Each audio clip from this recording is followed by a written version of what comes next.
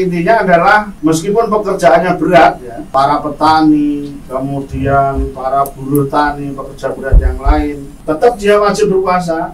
Tapi ketika mengalami masalah baru dia. Terjadi dari dua, boleh tidak? Yang tidak boleh siapa?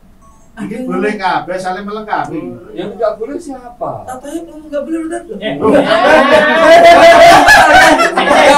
mengatakan. Aku masih.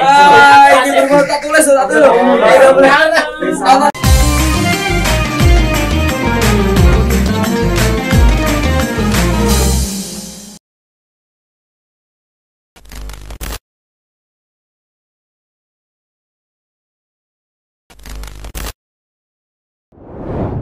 Bismillahirrahmanirrahim. Assalamualaikum warahmatullahi wabarakatuh. Hamdan wa syukran lillah, wassalatan wassalaman ala rasulillah Muhammad bin Abdullah sallallahu alaihi wasallam wa ala alihi wa ashabihi wa mawalah. Baik pemirsa Al-Kalam dimanapun kalian semua berada, yang semoga saudara dimana subhanahu wa ta'ala, ketemu lagi dengan para Ustadz Al-Kalam yang diasuh oleh Ustadz Wijayanto Habibullah Ta'ala. Ini masih pertanyaan seputar Ramadan. Maaf Ustaz, adakah orang yang bekerja berat terus kemudian mendapatkan keringanan untuk tidak berpuasa alias membatalkan puasa? Nah, baik, kita mulai dari Ustaz siapa dulu ini yang mau jawaban. Berkaitan dengan puasa ya bagi pekerja berat dan batasan apa yang membolehkan mereka untuk meninggalkan puasa, ini akan kita sampaikan nas-nasnya dari Syekh Said Muhammad di dalam kitab Busra Al-Karim. Dia mengatakan wa yalzamu ahlul amalil al-masaki fi ramadana kal hasodina wa nahwihim tabzitun niat summa man laqiqa minhum masakoh sadidah aftar wa illa fala wala farqa bainal ajir wal ghani wal mutabari. Jadi intinya adalah meskipun pekerjaannya berat ya, seperti misalnya para petani, kemudian para buruh tani, pekerja berat yang lain, baik para relawan, baik dia kaya maupun miskin, maka dia wajib tabzitun niat. Jadi malam tetap berniat puasa, kemudian makan sahur, kemudian berpuasa, kemudian berangkat kerja. Nah, manakala di dalam melaksanakan pekerjaannya itu dia menemui suatu masalah yang mengalami masakoh yang berat, artinya sudah tidak bisa ditolerir lagi, maka baru dia boleh membatalkan puasa. Jadi bagi para pekerja berat nggak boleh kok dia malam berniat besok nggak puasa, kemudian nggak sahur dan betul-betul nggak puasa, nggak boleh. Tapi harus melaksanakan puasa terlebih dahulu, dan di saat misalnya siang hari ya dia kehausan atau kelaparan sehingga nggak kuat bekerja ya, maka barulah dia boleh berbuka. Tetap dia wajib berpuasa, tapi ketika mengalami masalah barulah dia berbuka, tidak serta-merta meninggalkan puasa. Mungkin mempertegas tadi Ustaz Farman ya, karena sekali lagi sependek yang saya tahu nanti Ustaz yang akan menambahkan bahwa pekerjaan yang berat itu bukanlah udzur syar'i yang membuat seseorang memperbolehkan untuk tidak berpuasa. Justru dari penjelasan Ustaz Farman tadi kita bisa memahami bahwa saat orang bisa bekerja itu artinya dia kuat.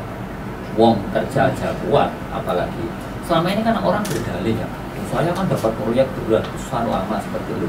Anda aja memikirkan perkara dunia aja kuat, masuk puasa hanya taruhlah 13 jam nggak kuat. Jadi sekali lagi pekerjaan berat itu tidak menjadi udzur syar'i yang menghalangi kewajiban seseorang untuk berpuasa. Justru memberikan penjelasan kalau dia kerja keras kuat kemudian bisa, apalagi berpuasa itu lebih bisa lagi. Hanya saja mungkin yang disampaikan Ustaz Farman tadi memberikan pertanyaan ya bagi orang awam, lalu kemudian konsekuensinya apa ketika seseorang sudah niat di malam hari melaksanakan puasa lalu membatalkan, itu apakah cukup qadha atau perlu Ya itu mungkin perlu dipertegas lah. Allah Ta'ala. Saya menggunakan dari kitab yang ditulis oleh Syekh Zuhaili Al-Fiqhul Islami wa Ilatuhu, menambah dan menjawab tadi pertanyaan Ustadz Thoyib ya, menambah Ustadz Parman dan menjawab soal iftirodi dari Ustadz Thoyib. Dalam kitab ini disebutkan tidak jauh dari seperti yang disampaikan Ustadz Parman ya, bahwa yajibu ala sahibil amali syaqi kal hasati wal khabazi wal haddati wa umali al manajimi ayatasahharo wayan wiya asoma. Jadi wajib bagi sahibul amali syaq, yaitu para pekerja berat, pada malam harinya itu untuk berniat puasa dan juga sahur.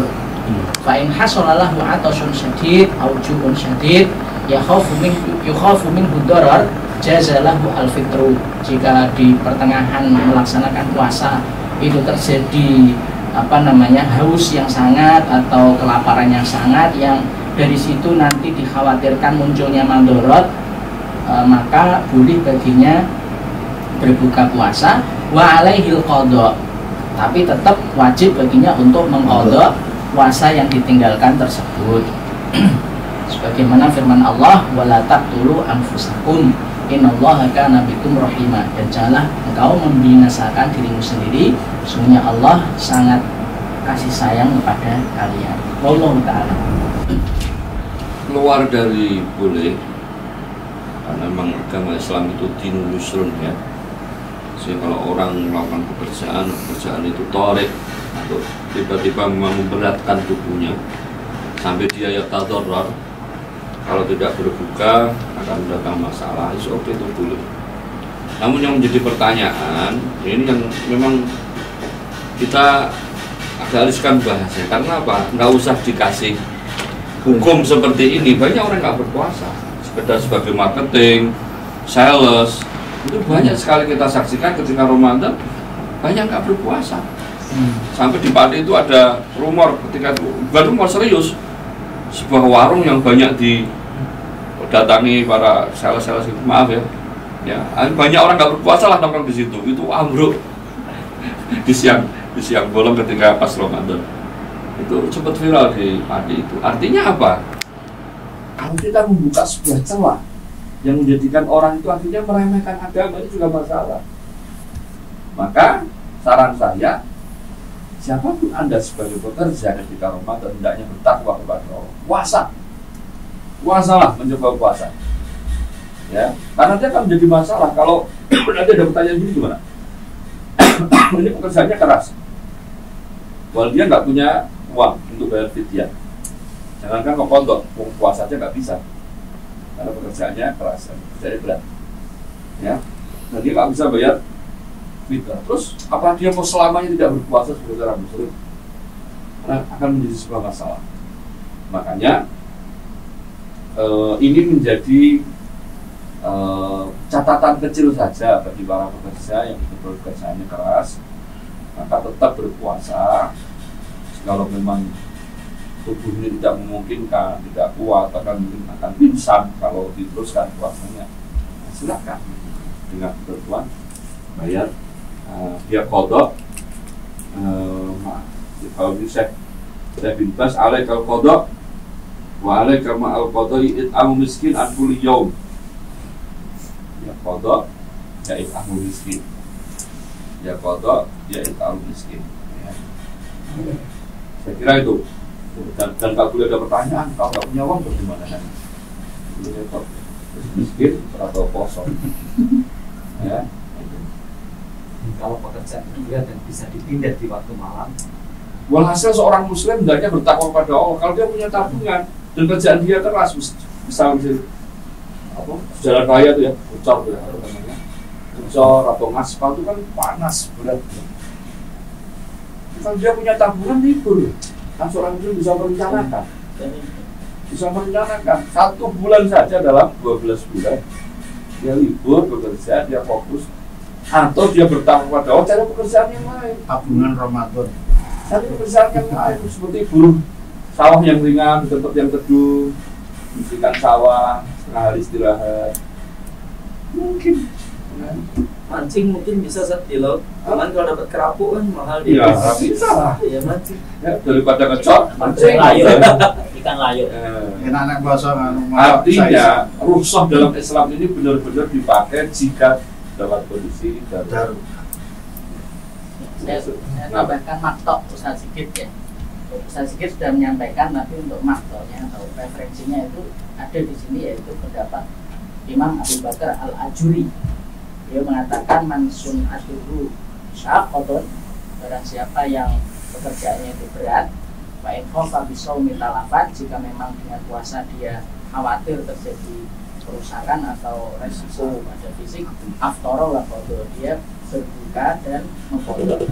Indorohu takusun'ah, jika memang pekerjaan itu betul-betul pekerjaan yang menopang kehidupannya, artinya betul-betul hidupnya itu makannya istri dan anaknya itu bergantung pada pekerjaan tersebut gitu ya.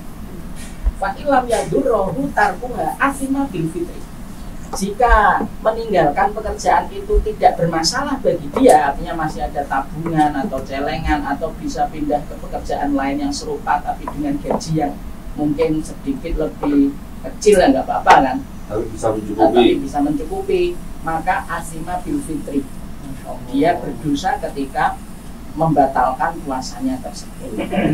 Wallahu ta'ala a'lam. Saya kira itu jadi sebulan kesepakatan al-kalam adalah sudah tepat itu. Baik. Ya, silakan. Mencoba memposisikan diri sebagai orang-orang yang mendengar penjelasan Nabi dan kemudian rasa pulang. Kalau saya pindah pekerjaan nyari pekerjaan sulit. Sekarang aja di masa pandemi itu banyak PHK yang benar susah, harga naik dan seterusnya. Nah, gini, memang kata kuncinya, maka Al-Baqarah 183 itu awalnya kan sebelum ada perintah kutiba alaikumusiyam itu ada ya ayyuhalladzina amanu. Memang kata kuncinya dasarnya itu iman ya.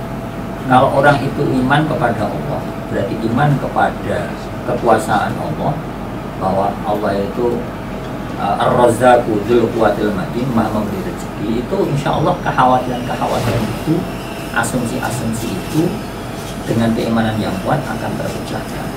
Jadi kalau sependek yang saya tahu kayaknya tidak ada, apalagi ardullahi wasi'ah, bahwa dunia ini sangat luas. Kayaknya alasan bahwa kalau saya pindah kerja tidak sekaya ini, kalau saya pindah kerja belum tentu saya diterima, kalau saya pindah kerja belum tentu ada, kalau saya pindah kerja mungkin juga saya nggak kerasan, dan itu semua adalah ya kalau bahasa kita mengenal itu talbisu iblis ya, kira-kira seperti itu godaan saja. Sehingga yang pertama kata kuncinya adalah keimanan. Yakinlah bahwa ketika kita itu melaksanakan syariat, berpindah dari suatu profesi ke profesi yang lain, meskipun secara lahiriah, secara matematika kita itu mungkin kurang menguntungkan, bahkan mungkin cenderung merugikan, bahkan mungkin juga membuat kita akan mati. Dulu kok sampai ke mati, karena mati itu urusan Allah. Apalagi ya kalaupun saya asumsikan misalnya dia dengan berpindah lalu mati, ya mudah-mudahan harapan saya dan doa saya itu adalah mati syahid, karena mati menegakkan syariat. Berbeda dengan tadi, berdalih karena saya sudah nyaman di sini, sudah mapan di sini. Nah itu ya mungkin dari keimanan yang Tuhan. Nah, sehingga kata kuncinya adalah keimanan. Allah Ta'ala. Secara singkat bahwa pendapat para ustaz ini dibagi menjadi dua. Mereka yang mengatakan boleh, dan yang nomor dua mereka yang mengatakan tidak boleh. Dan yang mengatakan boleh ini juga masih dibagi menjadi dua, yaitu diwajibkannya pokok saja, dan yang nomor dua diwajibkan membayar fidyah dan plus qadha. Wallahu ta'ala a'lam. Mungkin itu sekalian untuk pertanyaan hari ini. Terjadi menjadi dua, boleh tidak? Yang tidak boleh siapa? Ini boleh kabeh saling melengkapi. Yang tidak boleh siapa? Katanya kamu nggak boleh udah. Nggak boleh mengatakan. Ya aku asik. Ini berbuat tak tulis satu. Nggak boleh ada. Sama rekamannya.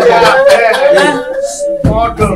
Aduh. Kalian perlu pertimbangkan bahwa ini kan untuk Ramadan sifatnya singkat-singkat, ya.